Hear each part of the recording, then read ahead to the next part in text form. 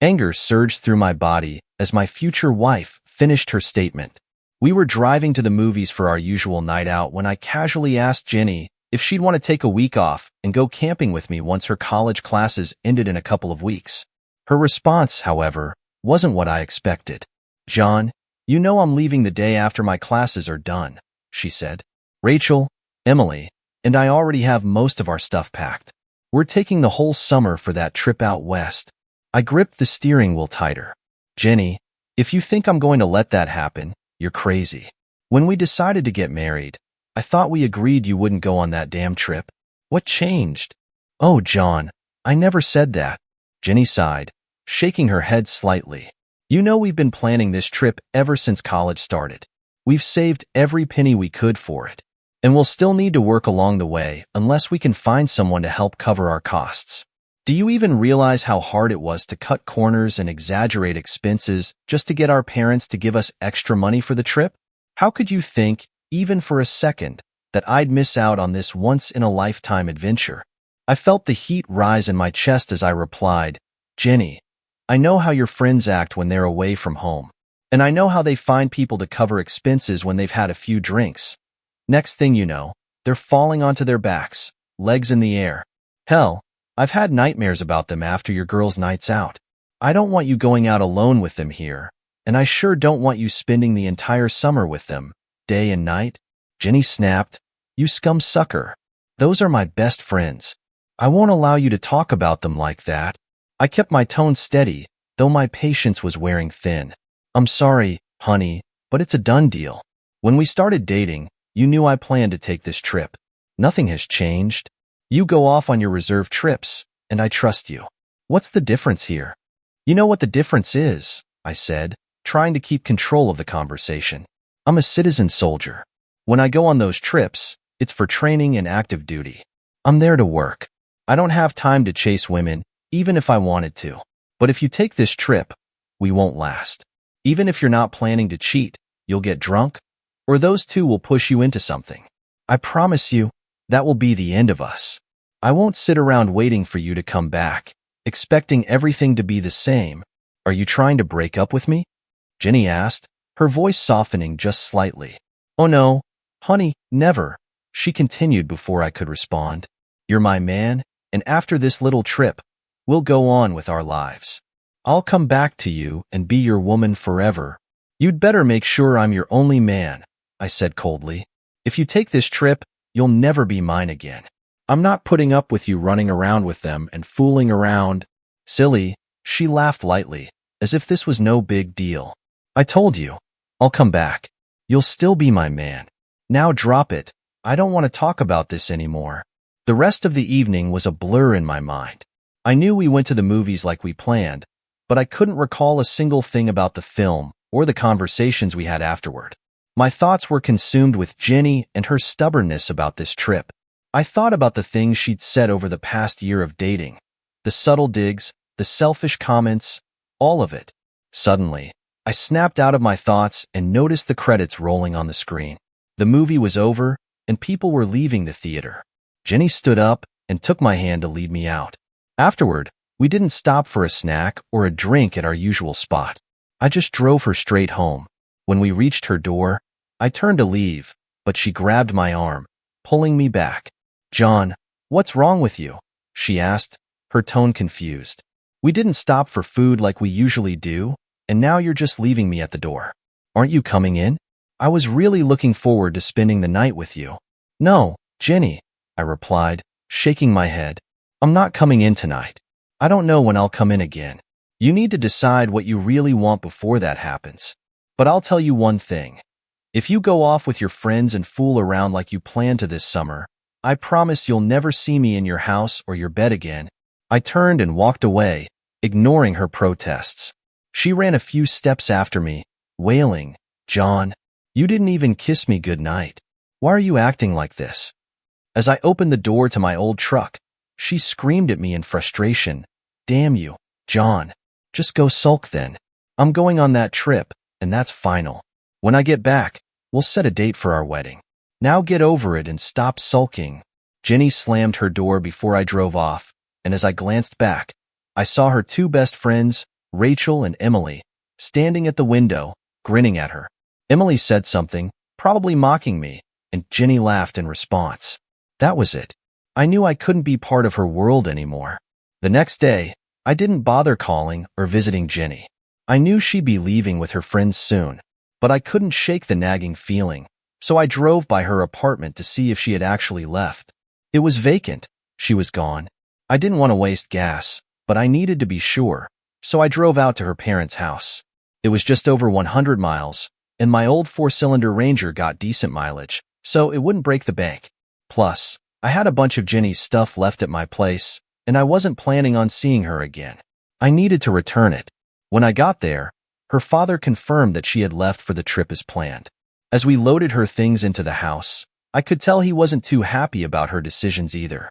After a quick handshake, I drove back to my small, lonely apartment. I was 2 years older than Ginny, but a year behind her in college. I had just finished my associate's degree in construction management and planned to get a bachelor's in project management. My dream was to get a few years of experience under my belt and then start my own construction company. Besides my studies, I was also a staff sergeant in the National Guard's engineer company. Between my part-time jobs, the GI Bill, and reserve pay, I had made it this far without any debt. I lived in a dump, that much was true, but at least I was paying my own way. I didn't have close family, no savings to speak of. It was either pay up or take on massive debt to finish college. After my parents died, my father's construction company went under, and all their savings and property were used to settle the expenses from their car accident. The only thing I inherited from my father's side was a small 80-acre plot of land that my grandparents left me. There was no house on the property, just an old building where a few pieces of ancient machinery were stored. Whenever I went there, I camped in the machine shed or by a nice little stream that ran through a cave. After coming back from Ginny's childhood home, I canceled the lease on my apartment. I packed up all my things and moved them out to the farm. At first, all I did was lie around, fish, swim, drink, and feel sorry for myself. I camped out in the shed or beside the stream and let my pity party drag on for a week before I shook off the funk. I had to pull myself together. I was a staff sergeant in the reserves, after all, and I needed to stay in shape to perform my duties. After about 3 weeks of lounging, I was bored.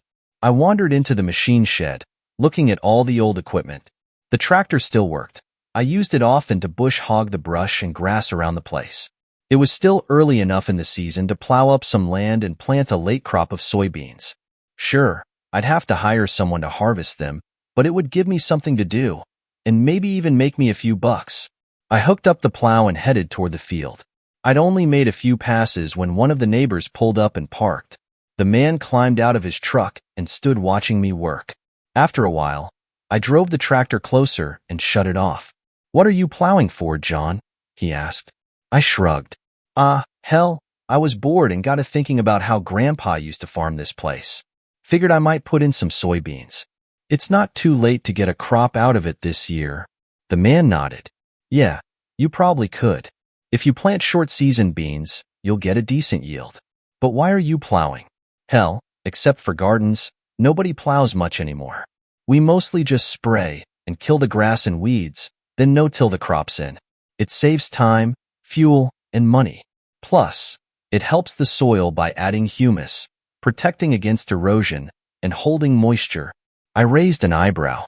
No-till? Huh? Never tried that before. Don't know the first thing about it. Well, those weeds are pretty tall, the man said, looking at my field. You should probably bush hog first, then spray with Roundup to kill the grass and weeds. After that, just use a no-till drill, kind of like your old drill, and plant the beans. Get Roundup Ready seeds, so you can spray again after they come up, and you'll be set. If you do corn or wheat next year, you can do it the same way. I thought about what he said for the rest of the evening. No-till planting would save me a lot of time and fuel. I decided to give it a try. Early the next morning, I started cutting the field with my small bush hog. It took me 4 days to finish, but I stuck with it. Afterward, I hooked up my disc and smoothed out the area I had plowed, then headed over to the neighbor's place to see about borrowing his no-till drill. I'd already bought the seeds for the crop. When I pulled up to Mr. Jeffers' place, I found him working on a big, sturdy drill in his machine shed. I climbed out of my truck, walked over, and shook his hand. "Good morning, Mr. Jeffers. If you're still willing to loan me that no-till drill, I'd like to take you up on it. I want to plant these beans using the no-till method this year. See if it's as efficient as you say." Mr. Jeffers chuckled. "Hell, you don't need to call me Mr. Jeffers anymore. Just call me Dan. You're all grown up now, John. Hell, you're a sergeant in the reserves. Want me to call you Sergeant?" I laughed. "No, sir. Not out here, at least." "Fair enough. Let's get this drill over to your place and get you started. I'll help hook it up to your tractor and show you how to use it. I'll stick around to make sure you get going okay." With Dan's help, I got the beans drilled in about 2 days, even with the late start. Afterward, I cleaned the drill up for him and returned it. My next task was to find the money for fertilizer. Before spreading the fertilizer, I took soil samples from various spots across the field and brought them to the county agent for testing. Thankfully, I didn't need to apply any lime, just a small amount of fertilizer. I bought what I needed from the local co-op and borrowed one of their spreaders to apply it. After 2 weeks of long, hot days, the work was finally done. I sat back on the porch I'd built outside the cave, looking out over the field. I was proud of what I had accomplished and looked forward to harvesting the crop in the fall. The sound of the small stream running beside the cave was peaceful. In the background, I could hear cattle lowing and machinery working in a neighbor's field. As I sat there, letting my mind wander, I couldn't help but think of Jenny. What was she doing now? Was she getting into as much trouble as I suspected? The thought tore at my soul. I knew I would never really know what happened on that trip unless she or one of her friends let it slip. Still, I was pretty sure it was over between us, but a part of me couldn't help holding on to the small possibility that maybe it wasn't. The biggest issue I had now was trust. I'd seen how Jenny and her friends acted when they went out drinking and dancing. They were wild. A couple of times, I suspected Jenny would have gone home with some guy if I hadn't been there to stop it. In my opinion, she spent way too much time flirting and dancing with other men. Some of the short reserve tours and deployments I'd been on also caused friction between us. Twice while I was away, I got reports from people back home that Jenny had been seen out with other men. The stories were vague. She supposedly looked like she was on a date and was a little too friendly with those guys. During one of my deployments, a friend even sent me a letter telling me about Jenny's adventures and included a pretty poor quality picture of her with another man. Another friend, after I got back from Iraq, told me he had personally seen her cozying up to 3 different men at different times. When I confronted Jenny about it, she denied everything, of course. I chose to believe her and her friend's explanations, but that little kernel of doubt stayed with me. I knew the people who told me those things didn't like Jenny much, so maybe they were just trying to make her look bad. Still, where there's smoke, there's fire. I was almost sure she had done some heavy flirting, maybe even more, while I was gone, but hell, most people flirt now and then. After a few beers, things can get out of hand at parties. After knocking back a 6-pack one evening, I finally came to a conclusion. I didn't trust Jenny anymore. And the more I thought about it, the more I realized I probably didn't love her either. I was certain that if I had truly loved her, the pain from what I believed to be her cheating, and now this trip, would have been unbearable. But it wasn't. I wasn't even sure I wanted to marry her, even if she hadn't gone on the trip. The more I reflected on it, the more I saw how little respect she had for me, proven by her words and actions. So, I made up my mind. I was done. I wouldn't seek her out when she came back. I had no plans to go to our old hangouts, and the chance of running into her by accident was slim. I'd only taken her to my farm once, and she wouldn't be able to find it even if she tried. If, by some twist of fate, she did come looking for me, I'd decide what to do in the moment. But I knew one thing for sure. Getting back together would be a tough battle for her. As the summer wore on, I kept myself busy around the farm. When I wasn't doing something for the reserve, I was working on the land or tinkering with my machinery. I even turned one of the bays in the old machine shed into a small workshop. I planted a garden, growing some vegetables to keep me fed during the summer. For now, I was sleeping in the cave. It was cool and quiet, but I knew I needed to figure out something for the winter. If I decided to go back to college, I'd have to rent an apartment. If not, I needed a more permanent solution to survive the cold months ahead. One afternoon, As I was mulling over the idea of school, I came to a decision. I was done with classes. I didn't want to go back to college in the fall. I was happy living on my little farm, doing my reserve duties, and figuring life out on my own terms. That decision brought me to the next problem: where to live during winter. I didn't want to go into town and rent a place, which would mean finding a job. I wasn't interested in working in town. If I stayed on the farm, I needed to build something that could handle the cold. I considered fixing up the machine shed and living in there, but I didn't like the idea of staying in a big, drafty shed. What I really loved was the cave. It was high enough above the stream that I didn't have to worry about flooding, and the view was beautiful. So, I decided to wall off the front of the cave and make it my home. I had plenty of old concrete blocks and stones lying around the property, and I could easily gather more. The opening of the cave was about 30 feet wide and 15 to 20 feet deep, with the front standing about 10 feet high. It wasn't perfectly level, but I could pour some concrete in certain spots to even it out. One of the first things I'd done after inheriting the farm was run electricity from the machine shed to the cave, about 150 feet away. I had lights inside, which made working in the evenings easier. With a solid plan in mind, I went into town the next morning and bought what I needed to get started. I ordered sand and gravel for the concrete and mortar, picked up some cement, and ordered a good steel door and 2 triple-pane PVC windows for the front. I also got lumber and metal roofing for a porch I planned to build. With all the materials delivered, I wasted no time. The first thing I did was lay out the walls I planned to build. I drilled holes into the rock at the cave's entrance, set rebar, and poured concrete to level out the floor where I'd be building the stone wall. While that set, I poured a stem wall for the porch, figuring I'd need a sturdy foundation to hold everything up. I got lucky.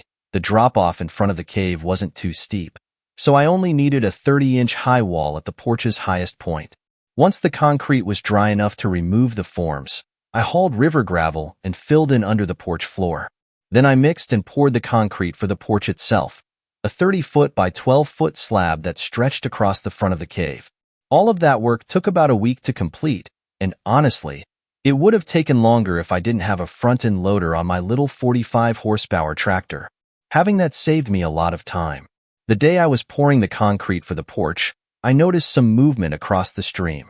My neighbor was cutting the field for hay, and as I took breaks from the hard labor, I watched his tractor go around and around. He was cutting faster than anyone I'd seen before, and what surprised me more was the fact that I didn't recognize the driver. I wondered if he had hired some help, or maybe brought in a custom operator. That afternoon, after the field was fully cut, the tractor came down by the stream and stopped just across from where I was working. The driver climbed out, limping slightly, and walked toward the water. As they got closer, I realized in surprise that it wasn't a man at all. It was a woman. She stripped off her shirt, then her shoes, and finally her pants before stepping into the stream. My jaw dropped a little. She wasn't just any woman. She was strikingly beautiful. She glanced over at me for a moment, but then continued into the water, fully dunking herself in the deep part of the stream.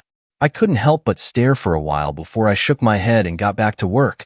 Still, the image of her floating in the cool water lingered in my mind as I mixed the last few loads of concrete for the porch. About 30 minutes later, I heard footsteps behind me, followed by a voice. "Hello, I'm Fiona Morgan. I know it's none of my business, but what the heck are you doing to the old cave here?" I turned around to find her standing there, now fully dressed and looking curious. "Nice to meet you, Fiona. I'm John Mitchell. I'm turning the cave into my house. I'm just finishing up pouring the front porch right now." She raised an eyebrow, intrigued. "A house in a cave? That's pretty cool. I used to come down here and play around when I was a kid. You mind if I look around for a bit?" "Nah, go ahead. I'm almost finished for the day, but I still need to clean up and jump in the creek myself. Though I promise I'll keep my clothes on since you're here." Fiona gave me a playful smile. "Well, I'd hope so. I'd hate to have to use my Army combat training on you." She winked, teasing. "Army? Huh? I'm a staff sergeant in the reserves," I said, surprised. "Been in for about 6 years now." "What's your MOS?" "I'm a retired sergeant," she replied.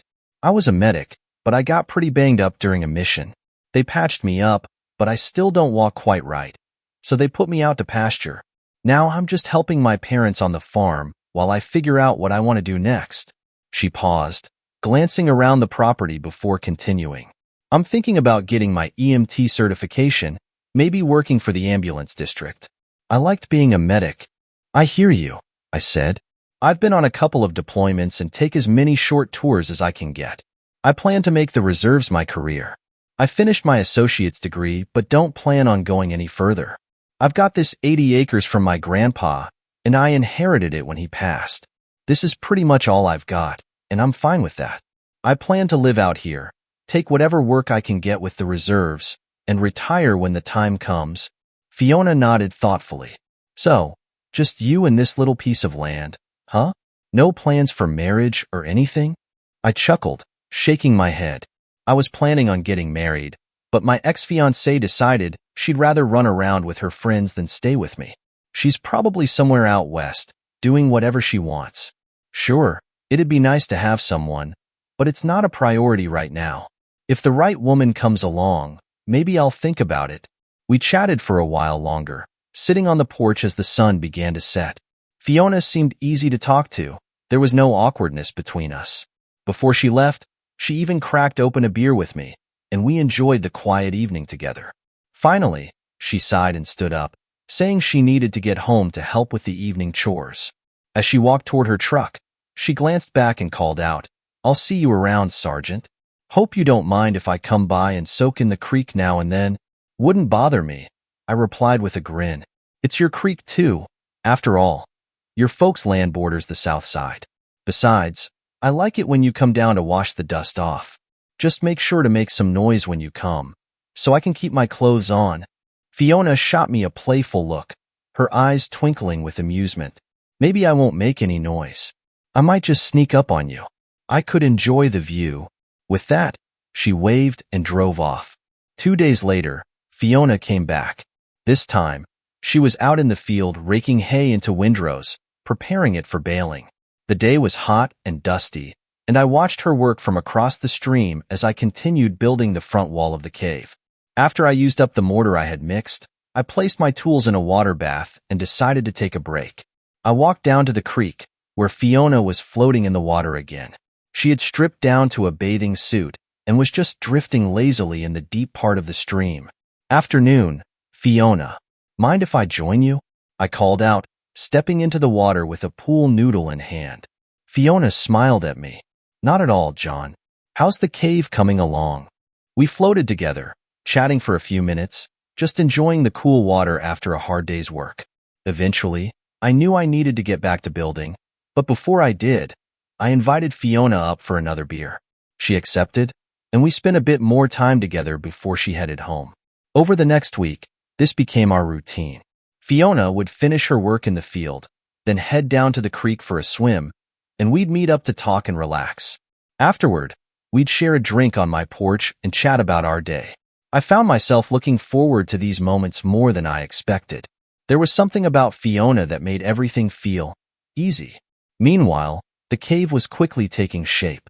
Inside, I built a 2-level floor, with my bed tucked into the back of the small room. I created a kitchen area on one side and a sitting area on the other. I even managed to install a small bathroom behind the kitchen. One of the hardest parts was digging out enough rock to bury the water and drain lines deep enough so they wouldn't freeze during the winter, but I made it work. The biggest victory was getting a wood stove installed. That little stove would keep the whole place warm during the winter. The best part? I'd only spent about $3,700 on materials for the entire thing. I was pretty proud of what I'd accomplished. After the hay was baled and the field work was done, I didn't see Fiona as often. She still came down to the creek a couple of times a week, but those daily visits were gone, and I found myself missing them more than I thought I would. I realized I was looking forward to seeing her, and on days she didn't come, I felt disappointed. Finally, one Wednesday evening, while we were floating in the stream and sipping a couple of beers, I worked up the nerve to ask her out. "Fiona," I said, hesitating slightly. "I was thinking, maybe we should go out sometime. You know, grab dinner or something. What do you think?" Her reaction wasn't what I expected. Fiona looked genuinely shocked. "You're kidding, right?" I'll admit, that stung a little. "No, I'm not kidding. But if you're not interested, that's fine, I said quickly, feeling embarrassed. I just thought we might have some fun. Seeing the look on my face, Fiona softened. Oh, John, I didn't mean to upset you. I was just surprised. I didn't think you saw me as anything other than a beer-drinking buddy. Besides, I'm a shot-up soldier. I can't dance and I've got these scars. I haven't been on a date since I got injured. Her voice trailed off, and I could see the vulnerability in her eyes.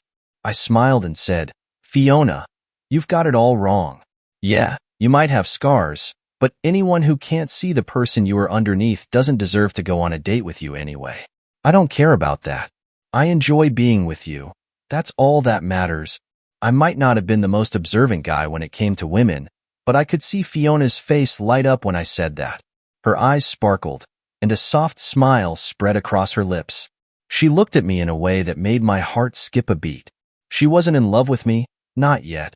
But in that moment, I think both of us knew something had shifted. From that night forward, things changed between us. We started going on real dates, dinners in town, lazy evenings spent together on the farm, or just talking on the porch while thunderstorms rolled in. We weren't rushing into anything, but there was an undeniable connection growing between us. As fall turned into winter, Fiona and I grew closer. She spent a lot of time at my cave home, amazed at how cozy it was with the wood stove keeping the place warm. I was happier than I had been in a long time, and every moment with her felt right. Then, one spring day, we were sitting on the front porch watching a typical spring thunderstorm roll in. The wind picked up, rattling the roof, and I noticed the sky was getting darker by the minute. The rain began to pour sideways, and before I could say anything, I heard a loud roar. Tornado! I yelled, grabbing Fiona by the arm. We need to get inside now. I pulled her toward the back of the cave, into the small storage room where I kept root crops and other supplies. We shut the door and sat on the floor, waiting. The roar of the storm outside was deafening at first, but soon, the noise faded into an eerie silence. We stayed huddled there for what felt like forever, waiting for the all-clear. Finally, after what seemed like an eternity, I opened the door. When I stepped out of the storage room, the first thing I noticed was that one of the front windows had been shattered. A section of the porch roof had blown through it, and rainwater had soaked into the room. My bed was damp, but not completely ruined. I walked outside, and to my dismay, the entire porch roof was gone, torn away by the tornado. Fiona came up beside me, wrapping her arm around my waist as we stood in the rain, looking at the damage. Oh, John, I'm so sorry. Let's check the rest of the place, she said softly. We made our way to the machine shed, but I could already tell it was bad. The shed had collapsed, its roof resting on top of my machinery. A few smaller pieces of equipment had been tossed around the yard like toys. The larger machines were buried under the wreckage, and I couldn't tell if they were beyond repair or not. It was clear this hadn't been a particularly strong tornado. Parts of the shed had blown down rather than completely away, but it was still a mess. Fiona and I would have a lot of work ahead of us. We climbed up to the bluff above the cave to survey the full extent of the damage. Fiona gasped, clutching my arm tightly. John, it looks like the storm hit our farm too. The house, the barns. I have to get home and check on Mom and Dad. Before I could stop her, she took off running toward her truck, panic written all over her face. I ran after her, catching up just as she was struggling to get the door open. Wait, Fiona, I said, grabbing her arm gently. Your windshield is cracked. You can't drive like that. Let's take my truck. I'll grab my chainsaw and some tools, just in case we need to clear the road. Reluctantly, she agreed, and we rummaged through the wreckage of the shed, gathering what we could. A chainsaw, fuel, some ropes, and a couple of heavy pry bars. Once we were loaded up, we sped off toward her family's farm, but progress was slow. Twice we had to stop and cut fallen trees out of the road, and by the time we reached the farm, nearly 45 minutes had passed. When we finally arrived, it was a scene of devastation. Much like my machine shed, the house and barns had been knocked down more than blown away. The buildings were crumpled, leaning at odd angles, and parts of the roof were scattered across the yard. Fiona frantically ran around the property, screaming for her parents. It wasn't long before we heard a faint voice coming from underneath the wreckage of the house. We quickly backed the truck up and began clearing debris. Fiona was working desperately, tears running down her face as we removed broken beams and shattered furniture. A large tree had fallen across one corner of the house, and once we cut it away, we uncovered a cellar door, partially buried under the debris. The voice was coming from beneath it.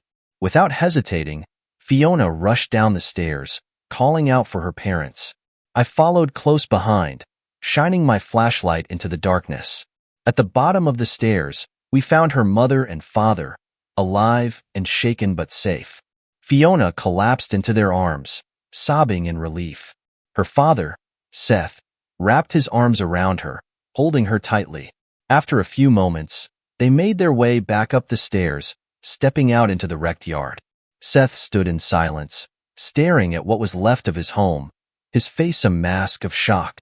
Seth, Fiona, and her mother, Bridget, began walking slowly through the yard, taking in the damage. I followed behind them, quietly letting them process what had happened. After a while, I spoke up. "Folks, it's getting dark, and the rain's starting up again. Why don't we head back to my place for the night? We can figure out what to do in the morning, but at least we'll have a roof over our heads." They all agreed, and we headed back to my cave home.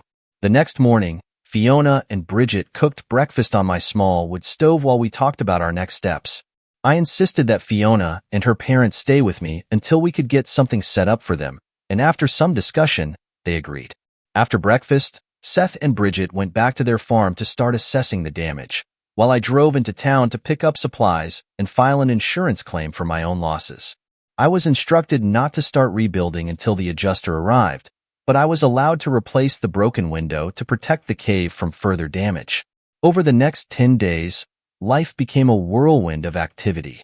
The insurance adjuster came and assessed the damage, awarding me $100,000 to rebuild the machine shed and 2 smaller outbuildings, along with $155,000 for the damage to my equipment. I also received $7,500 for repairs to my cave home.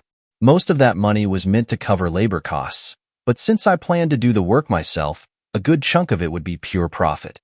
With the money I was set to receive, I decided to expand the house.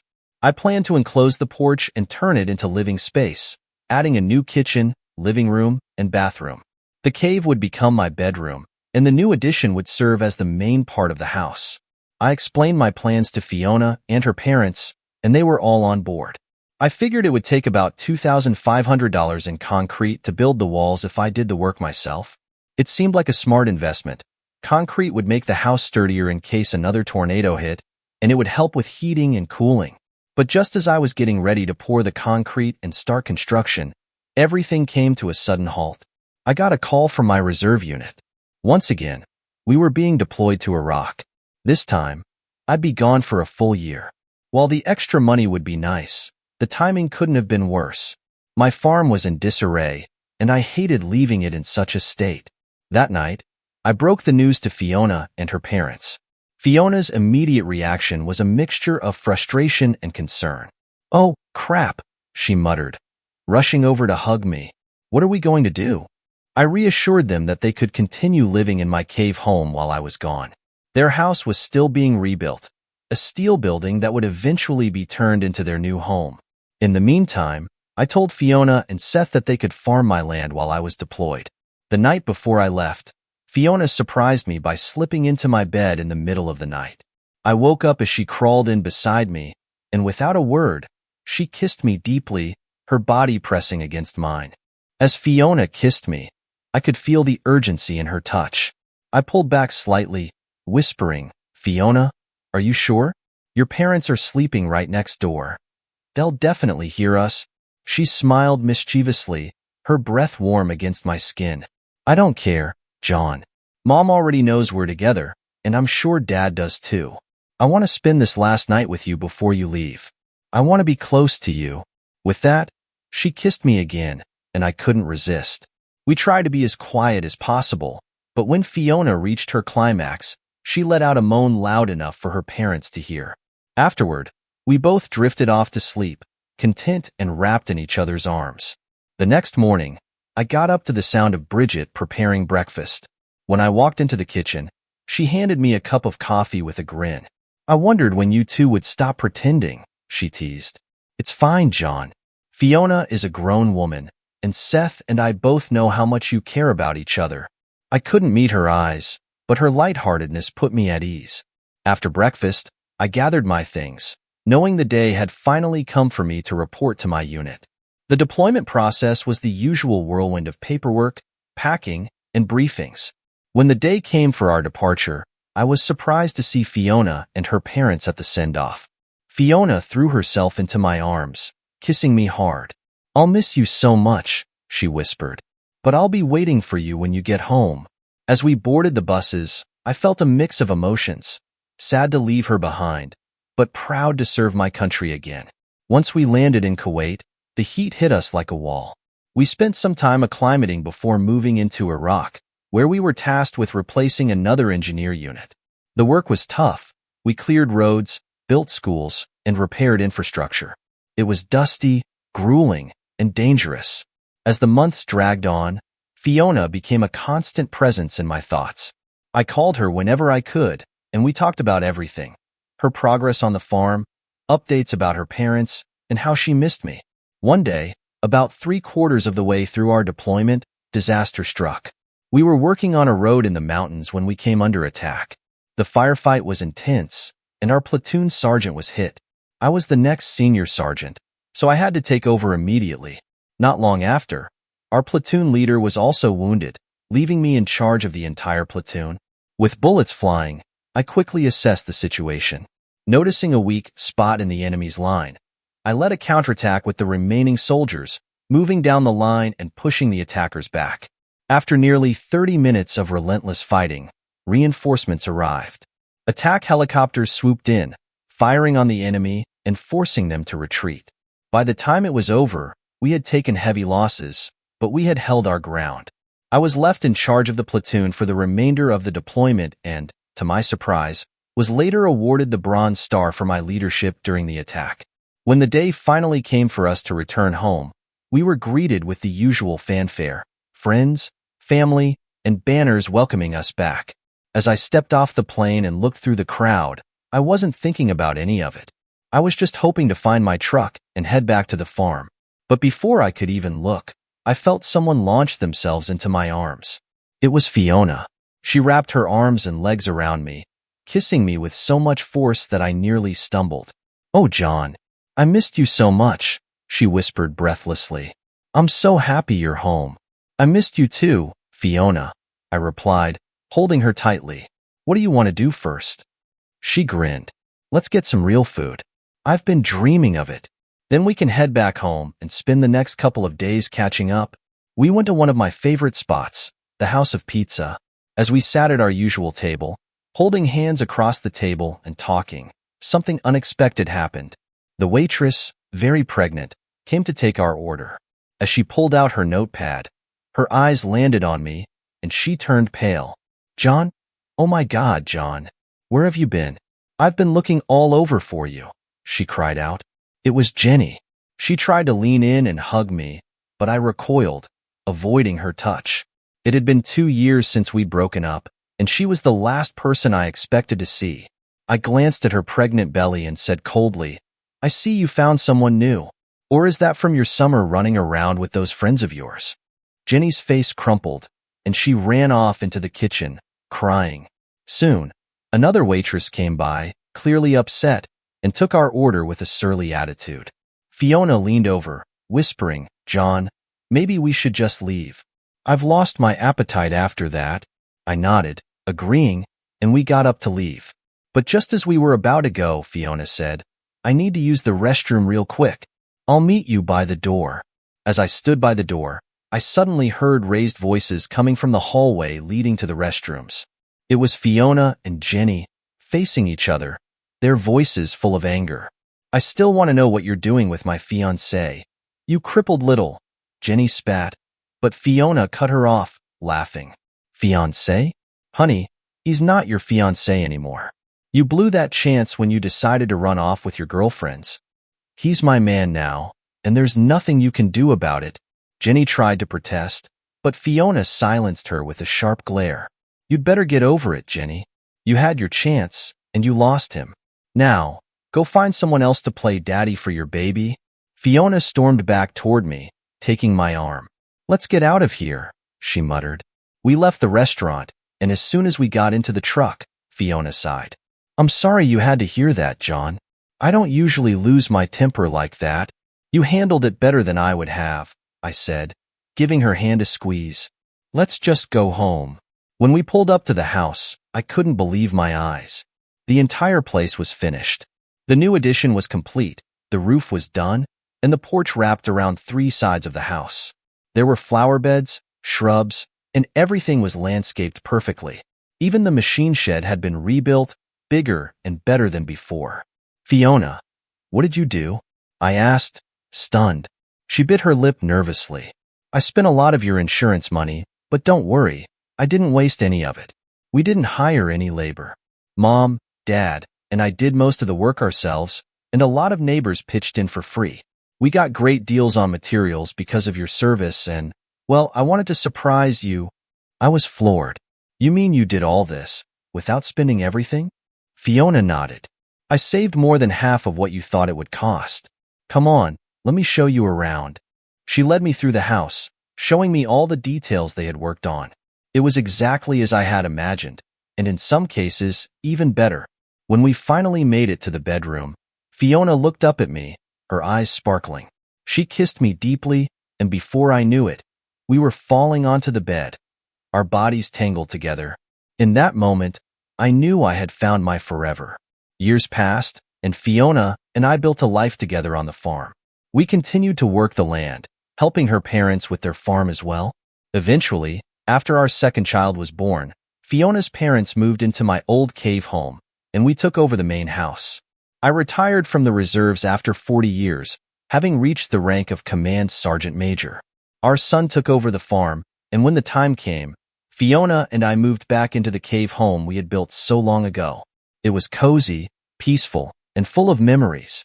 Throughout my life, I kept 3 promises. I never returned to Jenny's bed.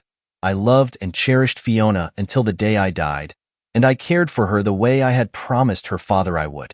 And I wouldn't have had it any other way.